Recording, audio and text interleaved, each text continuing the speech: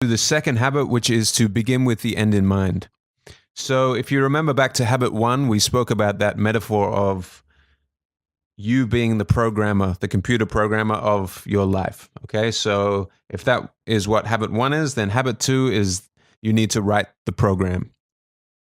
And when I was thinking about this in my mind, I kind of said to myself, don't live someone else's program, write your own program.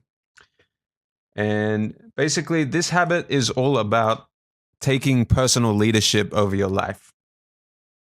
And I mean, the opposite of taking personal leadership would be to, have no focus, have no objective, just go through life, just going with the flow and letting life happen to you. And the sad thing is that most people just go through life, going with the flow. And what's actually happening is they're living their life by someone else's program and not their own program. In this chapter, he had a quote which I really like, which was, don't have your ladder leaning against the wrong wall. So one of the first things in this habit is he kind of walks you through this funeral thought experiment. You kind of need to imagine that you've just died and they're having a funeral for you. And people are coming into the funeral hall. Your body is laying there in the casket. And someone gets up to read your eulogy. And you need to think about, what is this person going to say about you? Okay, what type of person were you? What was your character? What goals did you accomplish throughout your life? What were the principles that you lived your life by?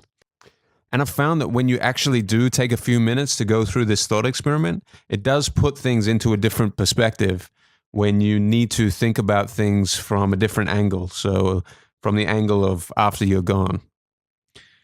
The next key insight that I got from this was that all things are created twice. So you need to remember that even with something like a car or a house, it's always created first in someone's thoughts and then created twice in physical reality.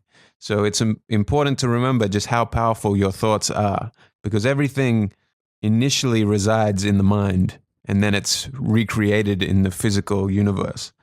So don't underestimate the power of your thoughts. This habit also goes into a lot of detail about writing your own personal mission statement.